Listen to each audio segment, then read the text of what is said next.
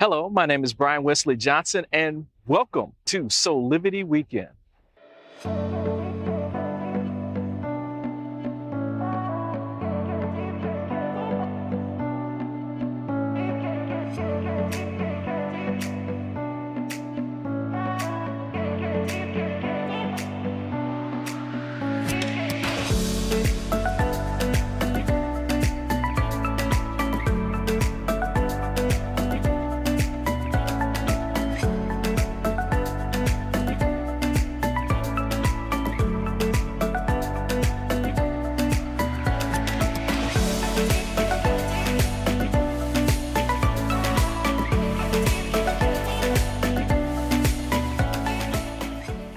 Wow, we have such a great show for you today.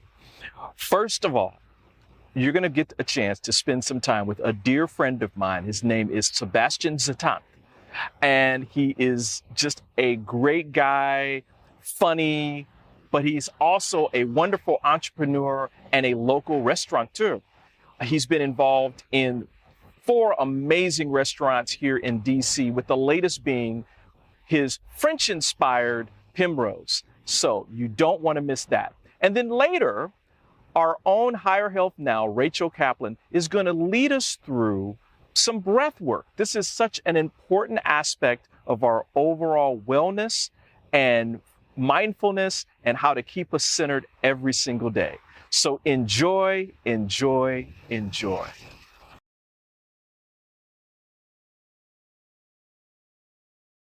Sebastian, thank you so much for having me here. Thanks for coming. Been a fan of Primose a long time. We've been coming here about 2 years now? Yep, just about that. Right before the pandemic, right? Cool. Right before the pandemic.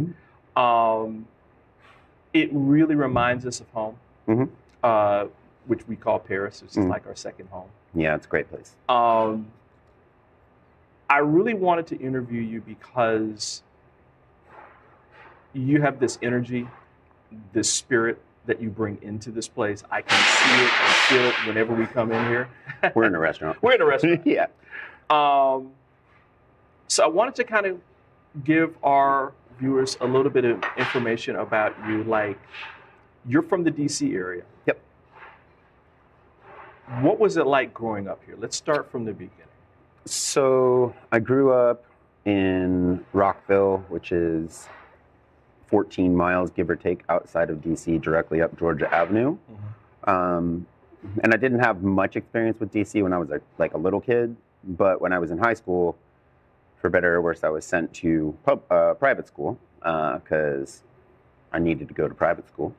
But it was on the border of DC and Wheaton. And so I would just jump the train after school and like come down here and skate and go to punk shows and all that stuff. And so I really got familiar with DC that way.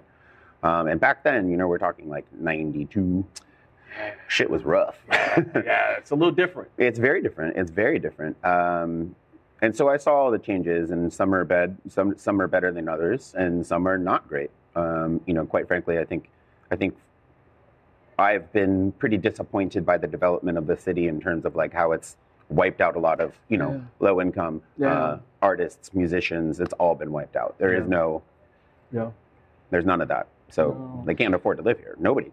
And again, that's why I think the flavor that you bring into this place is so special, because it has that artisan feel. It feels like you're trying to bring some of that back in your own space. For sure. I mean, so I went to school for art. Right. And I went to school for photography.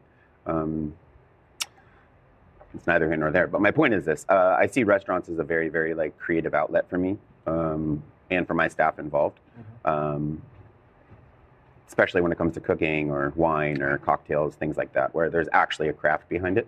But I even consider like proper service a craft, you know? Like, I mean, it's one of the only jobs on the planet where you can move to another place in this world, and as long as you speak the language, you'll be just fine. You know what I mean? Right. Right. And it's a special thing to work in, and it's full of its ups and downs, but, you know, but I do like the creativity aspect of it. You know, I come in here and get to sort of like do things every day that take a lot of that creative energy out of my body in a good way. Was it always that way for you? I mean, So did you always know that you wanted to be in the creative arts or in something creative? So my dad worked a lot when I was young, so I didn't see a lot of him, and he was like doing the business thing. And so I was primarily raised by my mom, and my mom is very involved in the art world, and so I was just raised around it. So yeah, I knew I wanted to do it at a very young age, and I just kind of kept that up. And my partner Heather is a art teacher, and our house is full of art, and it's just, you know, she's a painter, and so it's just, I got a nice arty full life. It's good. It's good stuff. How did you make the transition from art school in Charleston, correct? And photography to food, beverage, specifically like wine, right? Well, okay, so that's a pretty convoluted story. Well, we have this beautiful Grand Coup, right? Yeah, so, it's yummy stuff, bad and boozy. So after you go to art school, you get out of art school, or you know, and you're like, I'm going to be an artist. Right. And then you move to New York City, like I did, or you know, anything else, and you realize very quickly that unless you are a very successful commercial artist, it's probably not going to be something that you can live on. Right. So I was working in restaurants when I was in school, and I transferred that to, I moved home, and you know, I transferred that sort of like knowledge of restaurants into working in restaurants that I found very interesting and had progressive wine programs. So I don't know why, but I just got interested in the wine world. And I left, how did it go down? So I left Chef Geoff's, which had a pretty progressive wine program for the time that it was. You know, we're talking like 2000, right. Up near American University. And I left there and I worked with Johnny, who is now, still to the day, owner of Komi and Little Cerro. Right. I did a couple of jobs in a couple of different places. Most notably was Nectar, which was like a 3-star restaurant down in Foggy Bottom. And they had a very progressive wine program. And I just paid attention. Jared Slip was a really great teacher. And I listened and I listened and I listened. And I left there and opened Komi. And so I had some kind of like fine training in there. But nothing like rigorous at that point. So Komi was like the first like where you're really stepping out. Oh yeah, Johnny was like, what was that like? Fuck, man, that was weird. I mean, because I didn't know what I was doing at all, and like for the most part, like Johnny knew how to cook, but he certainly didn't know how to run a restaurant. Right. You know, so we were both just like, and it worked out. You know, like it took a while to work out, but that's okay. You know, Johnny's an unbelievable talent, and he's a great dude, and he's a dear friend. And I just love the way that he cares for his businesses. You know, he's a very, very great business owner, and working with him was a lot of fun. And it was really molding, you know, like it kind of like forced me to be in that job. Okay. So all of a sudden I was training service, and I was designing wine programs when I had no experience doing it. And it was cool. But I think I really attribute that to the fact that I have, and obviously I'm just a weird kid, but I attribute that to a lot of the fact that I don't pay too much attention to a lot of like major growing regions and like things like that. I just think there's a whole world of wine that's out there to be explored. And because we didn't really have a lot of money, I was already doing that. Right. So that was my intro, and I just kind of kept on that road. So it sounds like this is like old school training, right? Yeah. Where even people like Anthony Bourdain and some of the other great, even chefs, you're washing dishes. Totally. And then you're making your way up and learning the trade as you go up, not going off to a school to learn about X, Y, Z. So is it that kind of flavor? Yeah, I didn't really start my like somm training, whatever you want to call it, until Proof. So that was like 2007. And I started, I want to say that was maybe it was Rasika. Because it might have been Rasika, because I wanted to make sure that I was at least like trained enough to say that I was a somm, other than just calling myself a somm. So I did the Court of Master Sommeliers, and I got through, I did intro, and I did certified sommelier in 2 days in a row. What? Yeah, a lot of people do it. But I had so much of a background at that point. Just like on-job training. I had already had like 3 years on-job training. Okay. So a lot of that shit was just like, I had to get through service, but like I knew how to get through service. I had to get through tasting, but I knew how to get through tasting. Right. They didn't really focus a lot on the book stuff, and I'm not good at books. So I didn't really do so well the next level. But that's all right.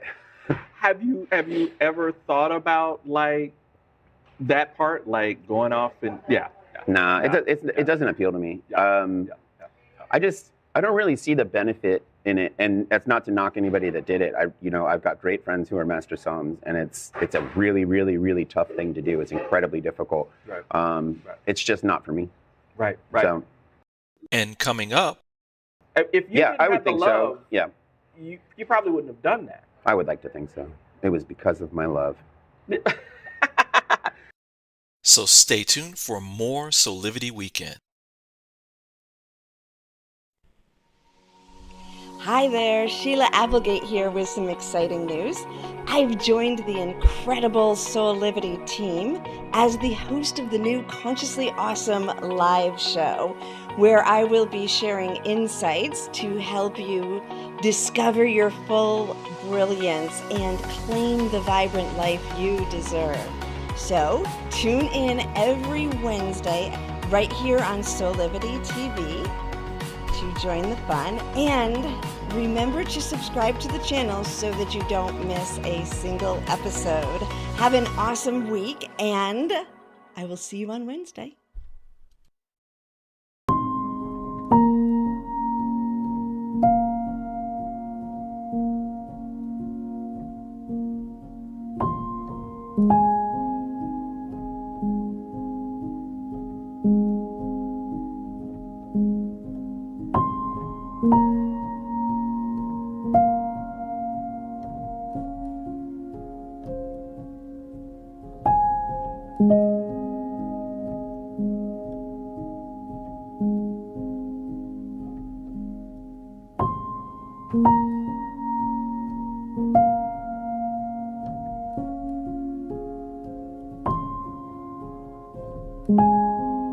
You can find all the Satanic products at our Go shop on Soulivity at go.soulivity.com now. Shop for beauty products, skincare, hair care. It is all there at the Go shop. Go shop Soulivity. And now back to more from Soulivity Weekend.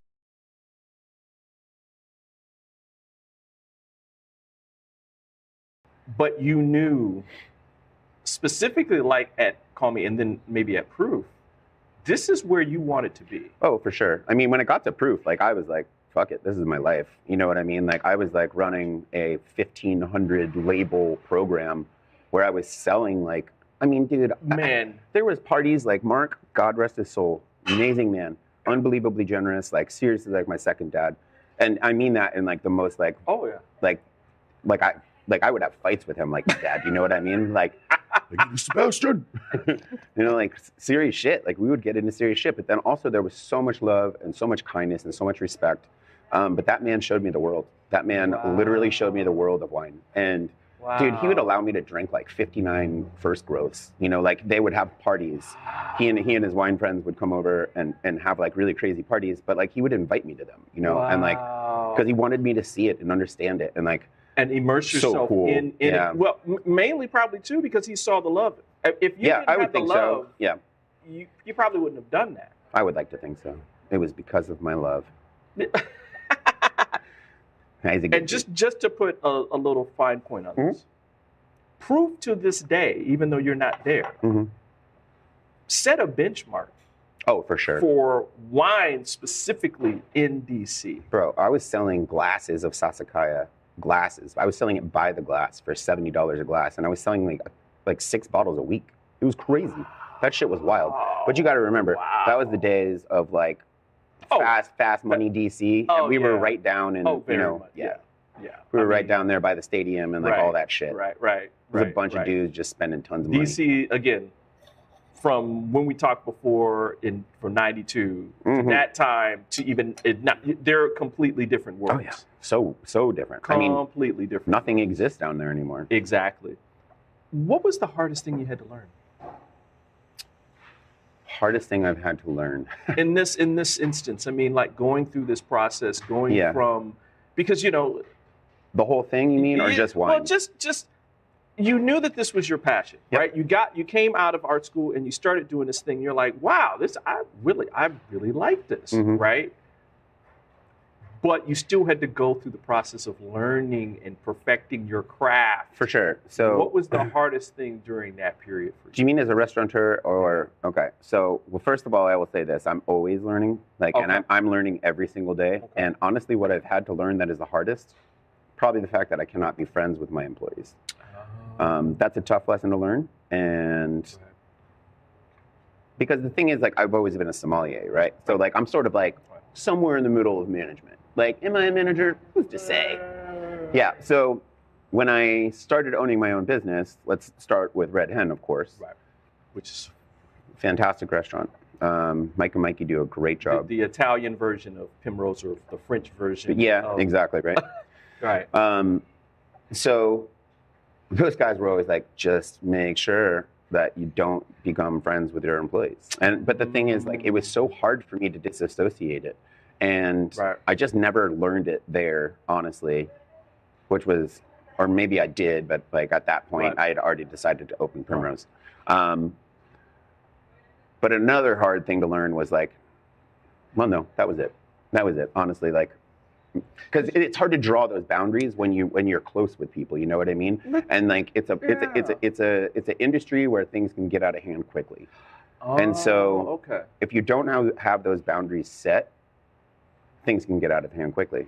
And you have to make sure that your eye is always on what's going on. Always, always, always. And that comes down from, you know, like the front door to watching the bathrooms to making sure your staff's not eating in the kitchen when they're supposed to be washing their tables. Right. You know, it's a constant state of watching. I like that. I do. I like that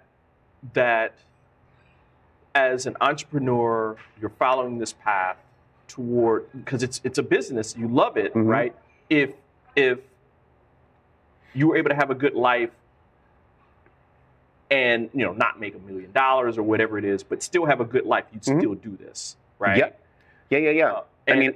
So you have to have boundaries around how you see your vision being executed by your employees, and that maybe their vision is to be here, maybe they're just following their journey through and going to someplace else. And typically that is the case. Right. So you have to make sure that they're following your direction, because this is your life. You're creating your best life here. Right.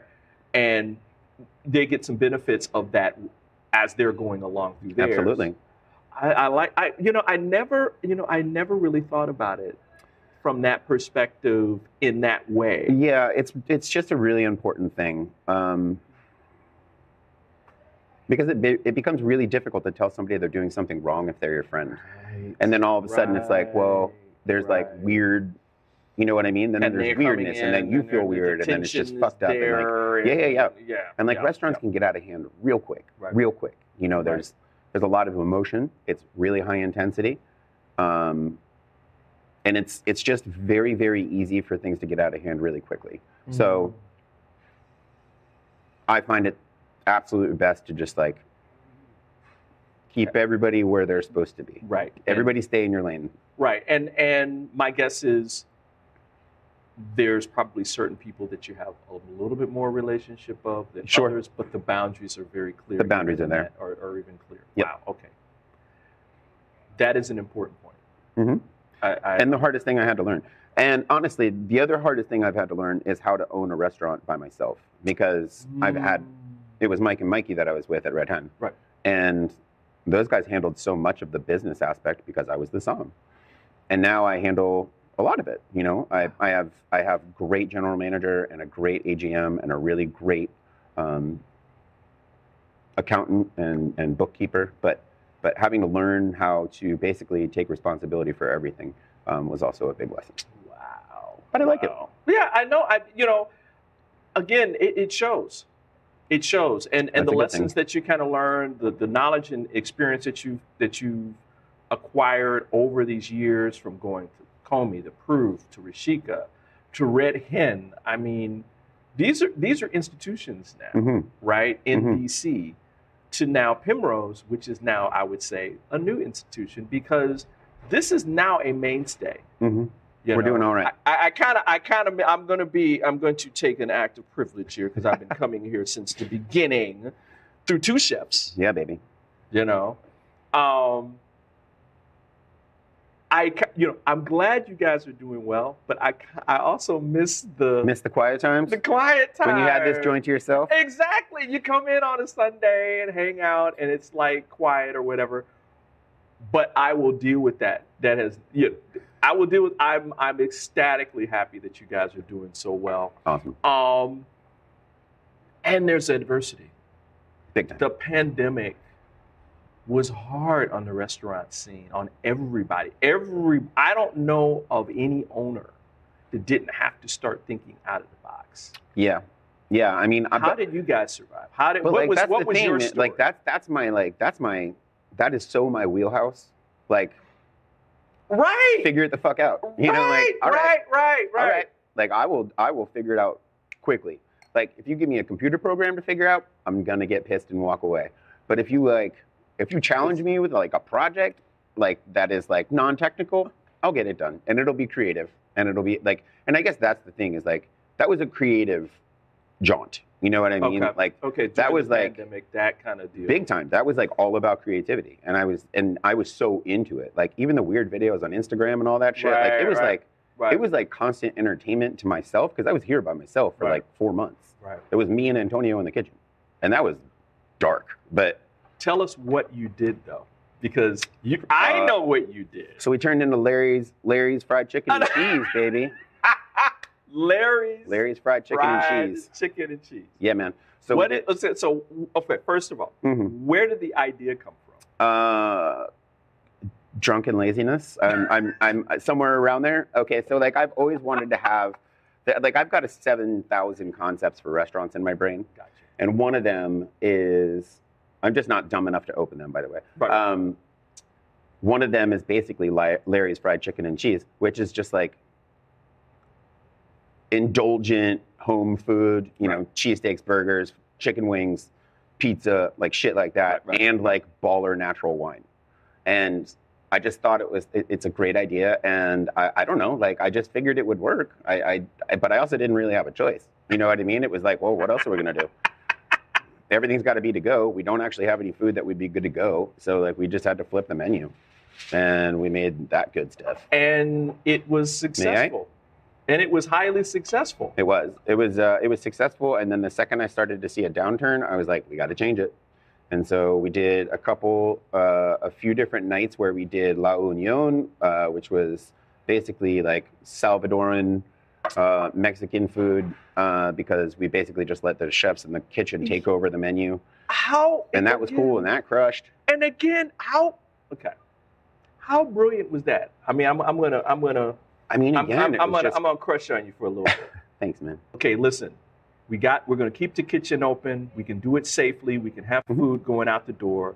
We have clientele in the neighborhood that we can service. You guys sold out of chicken every single day. I know, that shit sucked, man. We couldn't keep it in stock. You could not keep it. But again, there was a market. People wanted the food. You made the turn, and this is two things. I kind of feel this for you.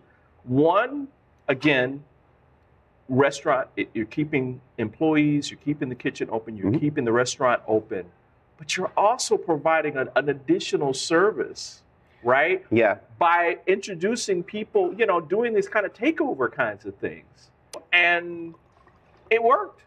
It did, you know, and honestly, I would like to say that a lot of my peers sort of like did the same thing. A lot of the peers that I have that I have a good deal of respect for did a lot of the same things. I'm not saying I jacked any of their ideas, because I did it in half an hour. But you know, I feel like a lot of people were smart enough and figured out a way to do the pivot. And I feel like those that weren't probably suffered from it a bit. Maybe not. I have no idea. I don't know anybody's business. But then even after that, like when it got to like open, we could have dine-in, but everything was like 6 feet apart. We still did a lot of pop-ups with people, and like new chefs came in and sort of did some new things. And honestly, we were just kind of keeping things light and airy. And that's why you have Primrose Part 2, which is now, because I did take away a lot from Larry's. I realized that like, as much as I loved Primrose Part 1, I think there was a level of, I think it seemed a little bit untouchable by the public. And I think when I started putting boxes on my head and doing weird ass Instagram videos, people were like, all right, maybe it's not that serious of a restaurant. That guy's a fucking weirdo. Right. And so you got to bring it back to...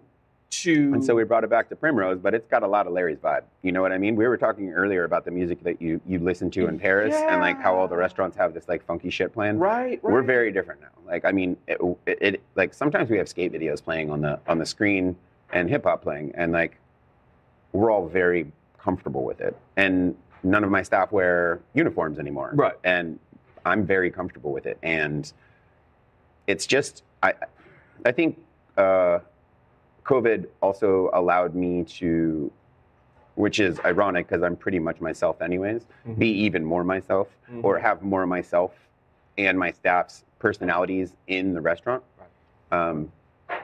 So that was a positive to come out of it all. Wow. And coming up, a lot of it came from the pandemic, like really just kind of like being able to be like, fuck, like I can't be, like life's not that serious anymore. Like we could all die. You know what I mean? Like that. So stay tuned for more Soulivity Weekend.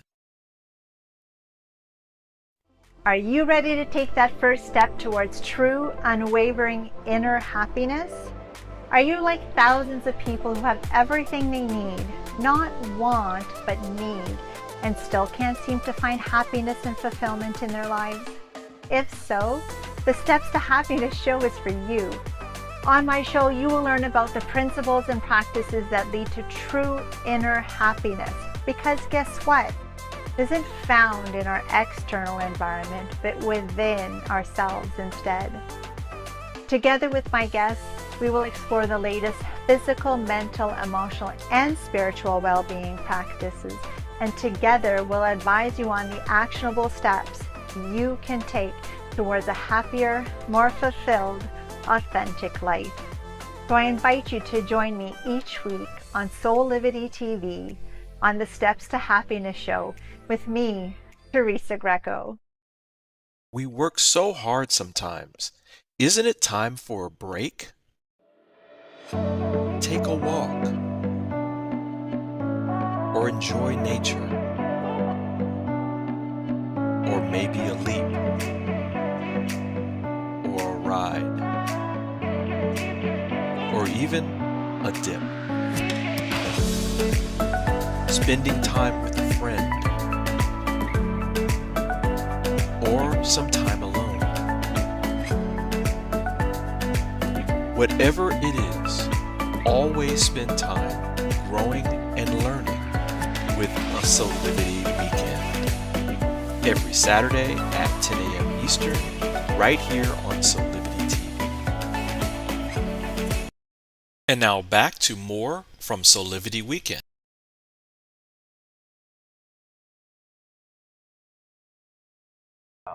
I love the fact that you're talking about your love, right? Primrose is a expression of your love, but your love seems to me deeper than just even this space, because even as you're going through the challenges of the pandemic here, one, you rested on your love, which is you were figuring all this stuff out. as you were moving. You knew this was your passion, but you still had to figure it out as you're going along. So now you're back. Oh, well, we just got to figure this out. It's a big deal, but we got this, right? And yeah, I mean, it certainly didn't start that way. Oh, well, yeah. I mean, well, yeah. I mean, there was a 3-day drunken stupor where I don't really remember much, and the restaurant was closed. Right, like, okay, what the hell are we going to do, Yeah. right? But through that, you gained all these lessons. You came out of it, and you said, there's some things here. This isn't just, oh, well, we're now done, so we just go back to business as usual. It's like, we did some cool things, and let's bring that forward. Even Sasha was talking about that Primrose was Primrose, but even Primrose now, there's this lighter feeling. Yeah, and honestly, that's the way it was always supposed to be, but it just didn't happen that way, and a lot of it came from the pandemic. Like, really just kind of like being able to be like, fuck, like, right. I can't be, like, life's not that serious anymore. Right. Like we could all die. Right. You know what I mean? Like Right. that. So provide great service, provide a great atmosphere, but like also like feel comfortable in your own skin, and, you know, don't take for granted every second that you walk on this planet, and, you know, like, try to enjoy your life while working, rather than having it such like a rigorous kind of like serious situation. And it is still that, but it's lighter and airier, like this was always supposed to be. And I think, you know, the vibe in here is very different because of it, and we're just a little bit more like upbeat and approachable, and I love it. I like that. You beat me to my last question. Oh, okay. which was again, I mean, you came back to what is it about this that I really love and truly want to give to people, right? How do I want to be even of service in this space? Because if you're not doing that, you're not selling, right? You're not. Agreed. Your business is not, because out of a lot of businesses, restaurants have to be about being of service, of high quality service, and, you know, providing whatever the products are going to be and the quality that you want to provide them and all that. So I can truly appreciate that, because that's one of the things that we try to get people to realize, that you can have your love and you can be doing this stuff. If the outer expression of that isn't to really serve somebody else, and like, you never know what people are going through. Nope. And they can come in here and they can have a good quality meal. They can have a great glass of wine. And it can change the trajectory of their day. Yeah, I mean, it's a vacation for like an hour and 2 hours out of whatever shit they're going through. And the first thing that I ever say to people when I'm hiring, are you capable of being kind?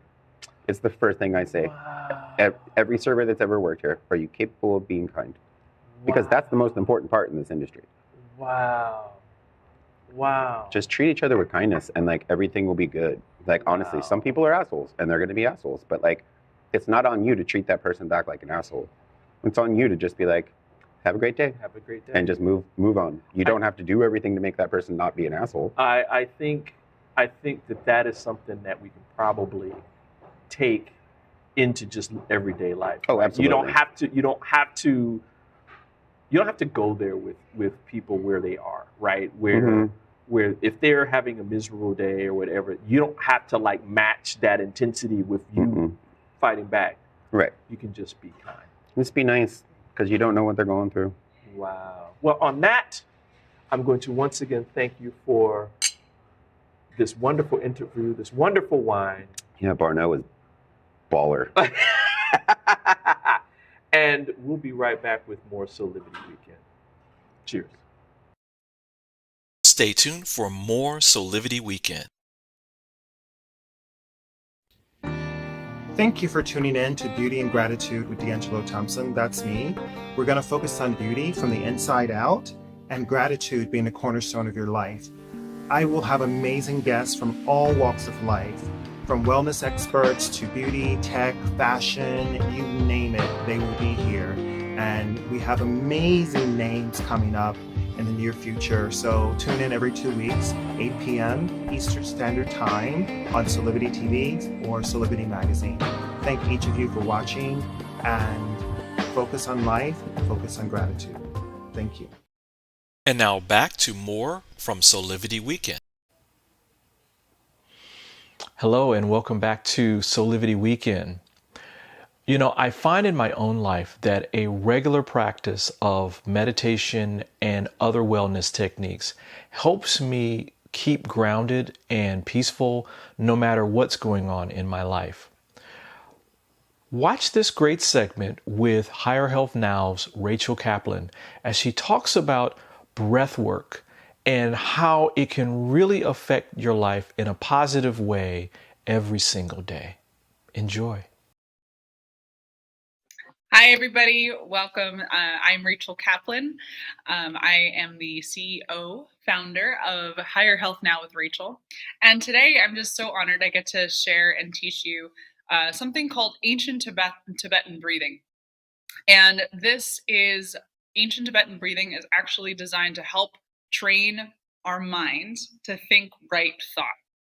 So you're ever about in your day and your body's doing one thing, your mind's thinking another thing. The mind hates the body hates the mind, right?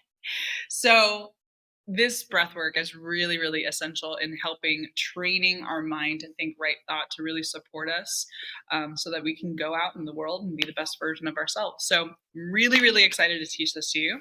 I will say that during the breathing exercises, if you've never done anything like this before, you may feel lightheaded, you may feel dizzy, you may feel tingling in your spine or in your body, you may start to feel heat in your body, and that is all normal, and it's actually a good thing, and it means that you're doing it right.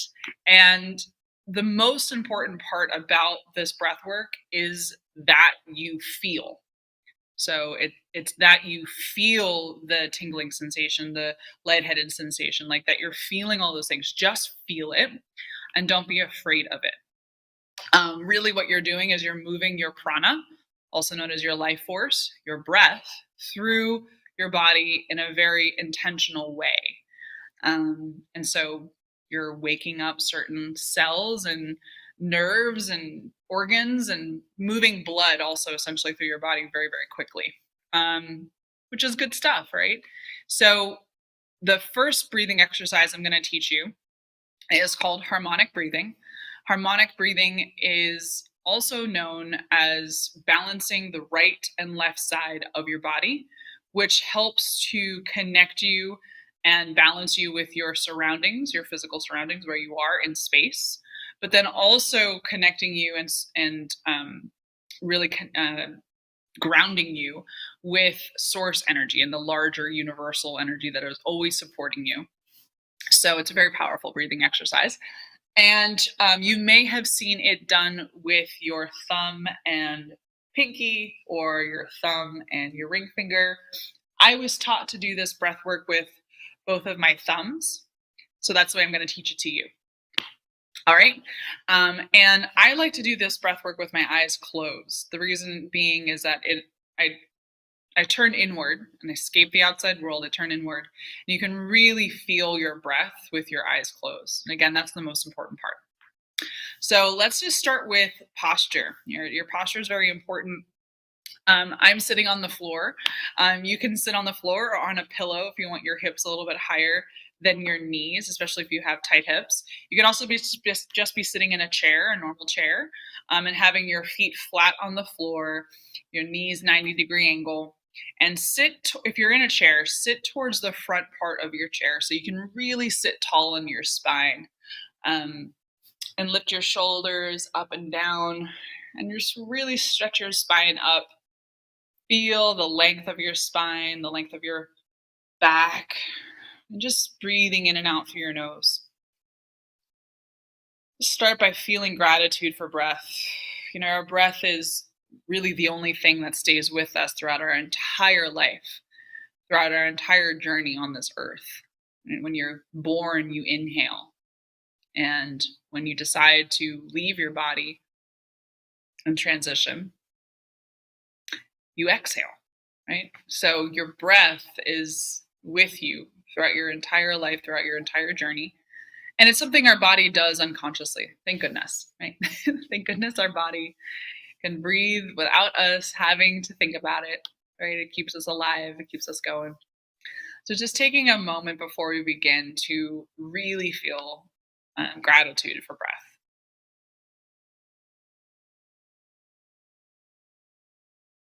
All right, let's cover the right nostril.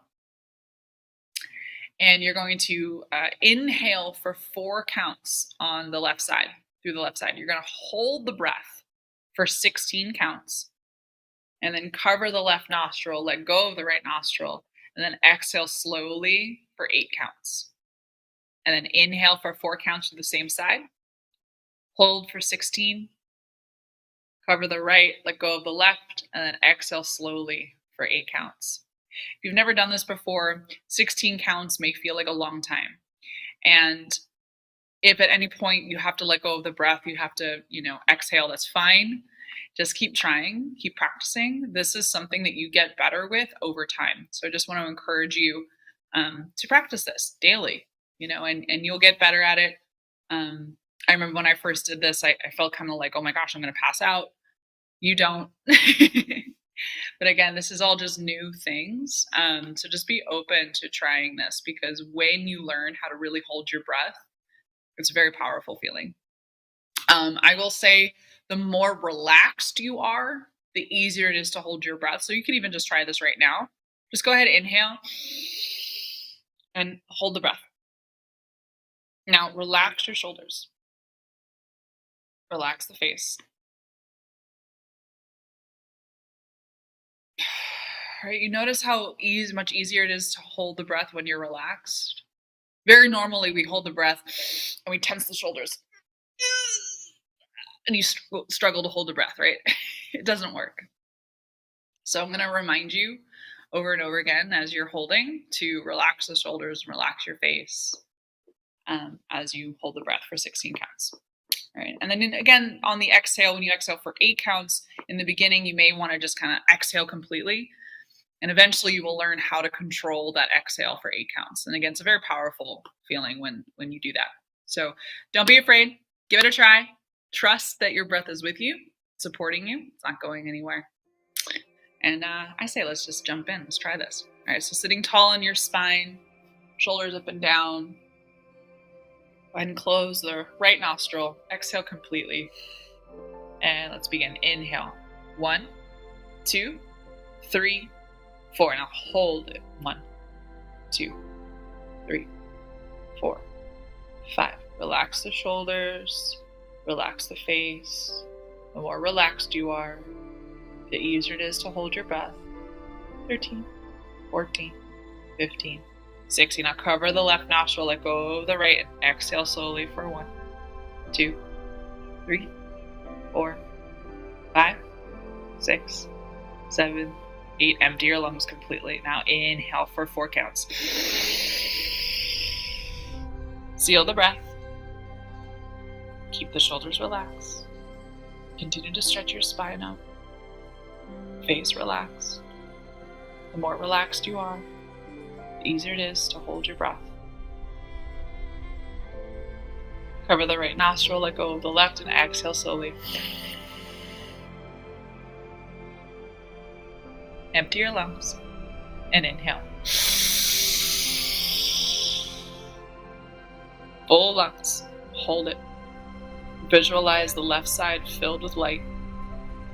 Hold that light. Shoulders relaxed. Face relaxed. Stretch up through your spine. Cover the left nostril, let go of the right, and exhale slowly. Empty your lungs completely. Inhale. Full lungs. Hold it. Now visualize the right side filled with light. Hold that light. Shoulders relaxed. Face relaxed. Cover the right, let go of the left. Exhale. Empty your lungs. Inhale. Hold it. Left side filled with light.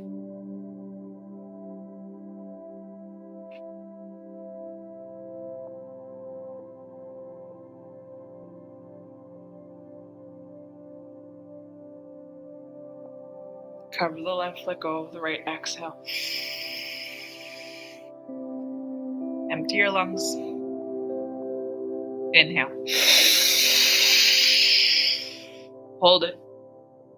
Visualize the right side filled with light.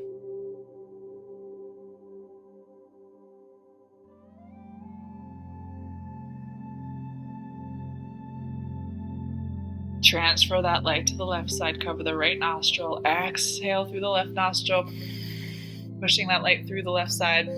Cleansing any negative energy, toxins, vibrations. Push it all out. Nothing that's serving you. Inhale. Full lungs.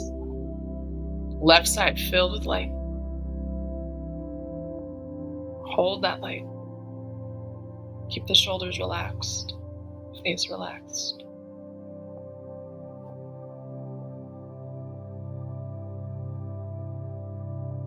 Transfer that light to the right side. Cover the left nostril. Let go of the right. Exhale. Pushing the light through the right side. Cleansing the right side. Empty your lungs. Inhale. Hold it. Right side filled with light.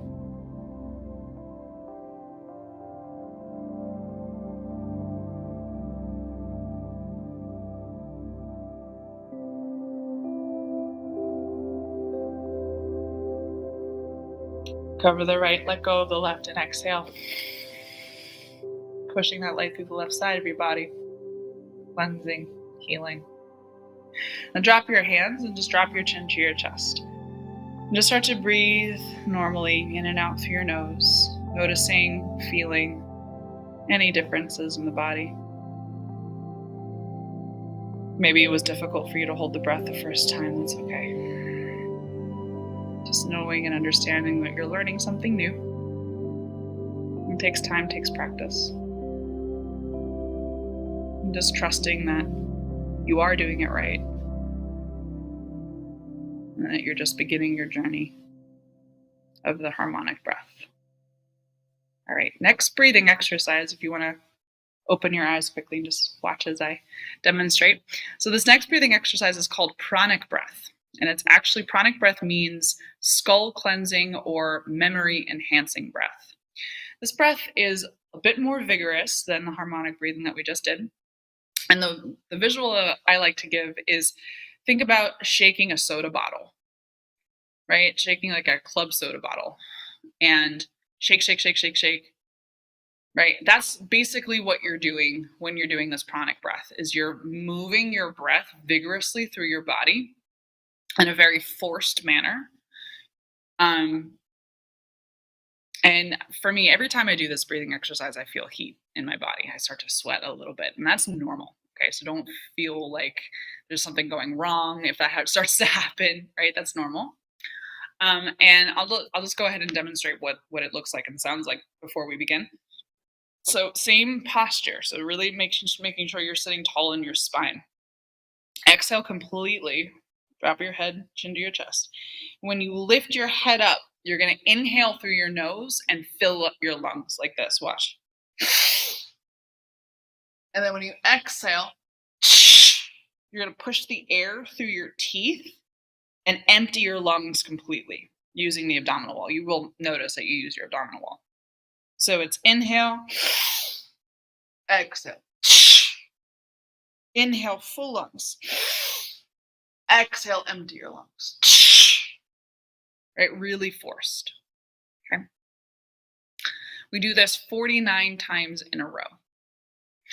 The traditional way to practice is to do this 7 times, so that it still equals 49. So I'll make sure to keep count so that you don't have to. I use my fingers. So if you do decide to practice this on your own, you can use your fingers to keep count. But we'll do 7 times, 7 times. And let's just begin with gratitude once again, just feeling gratitude for breath. So grateful for my breath. Okay, let's exhale completely and let's give it a go. Let's begin. Inhale.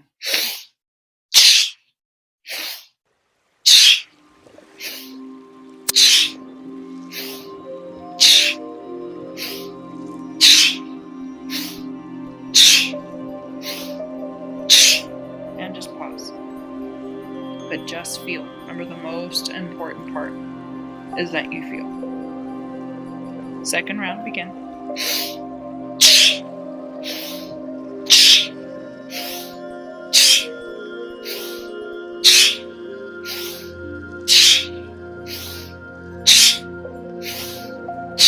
Pause. Maybe start to feel tingling in your spine. Begin.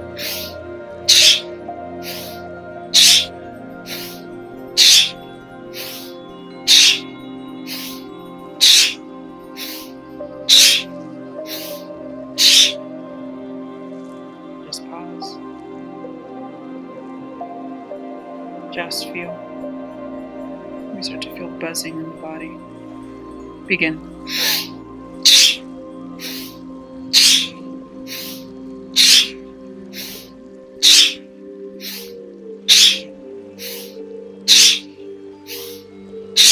Pause.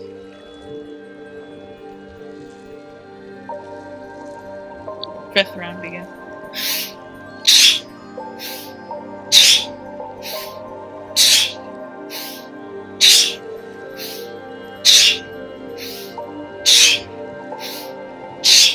Pause.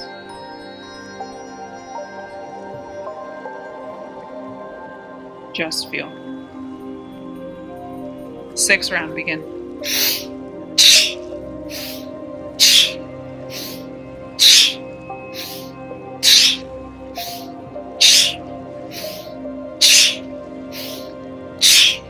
Pause.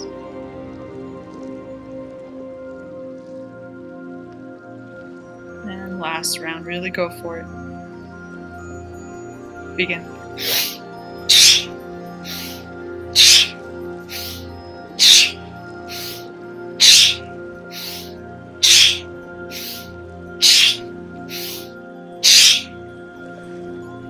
Keeping your eyes closed, chin to your chest.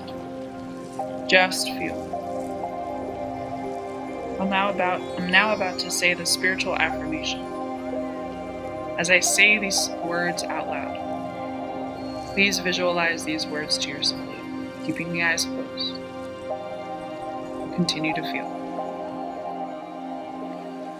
And now imagine a great light above my head.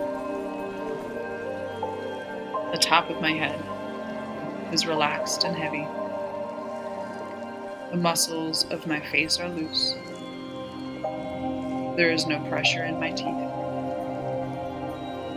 My jaw is relaxed and heavy. But oh, I feel so happy. I feel happy all over my being, particularly my beautiful face.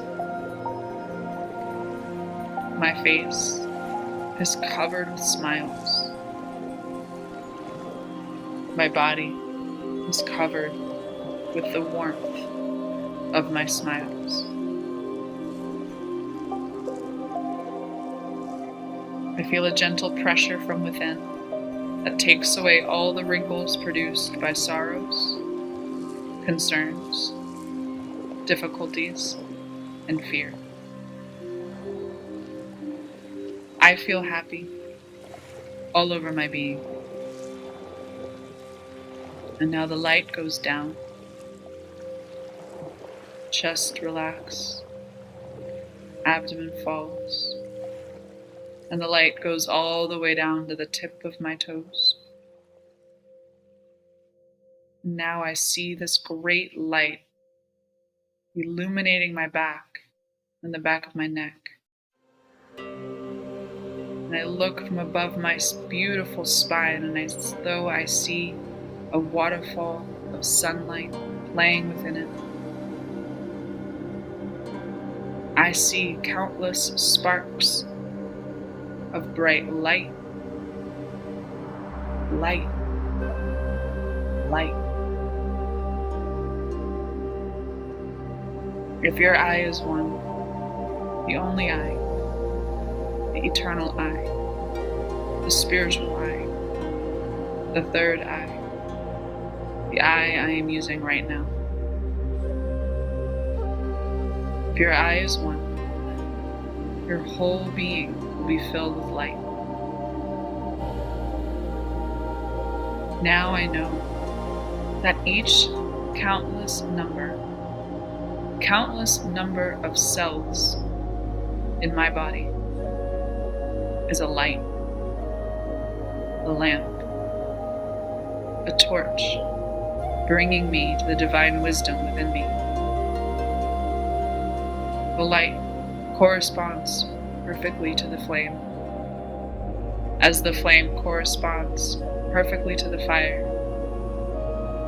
of divine love.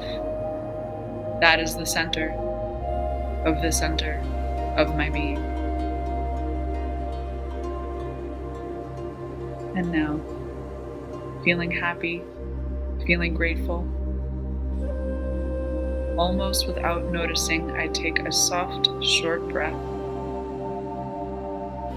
and exhale long and deeply.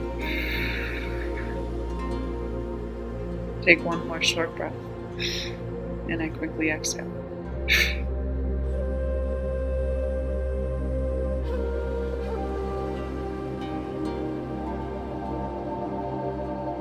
And start to blink your eyes open, becoming aware of your environment, your room. Thank you so much for spending some time with me during Soulivity weekend. I hope you found this powerful. If you have any questions, comments, you want to reach out to me, you can find me on Instagram at higher_health. You can also email me at rachel@higherhealthnow.com. Have a wonderful day. Peace. Stay tuned for more Soulivity Weekend.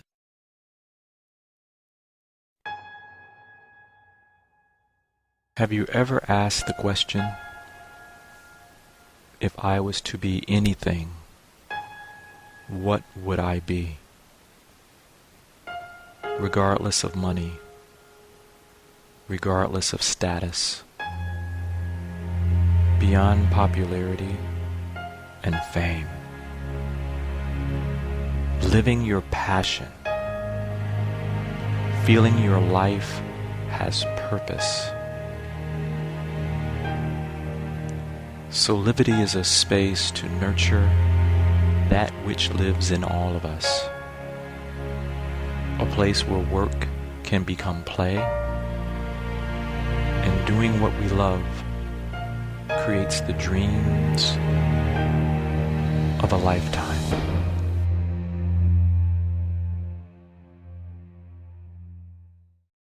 And now back to more from Soulivity Weekend. Hi, and welcome back to Soulivity Weekend. I hope you enjoyed today's show. We've got even more great lifestyle segments coming up in the near future, so watch this space. And on behalf of everyone here at Soulivity, this is Brian Wesley Johnson saying thank you for joining us, and we'll see you next time. Bye.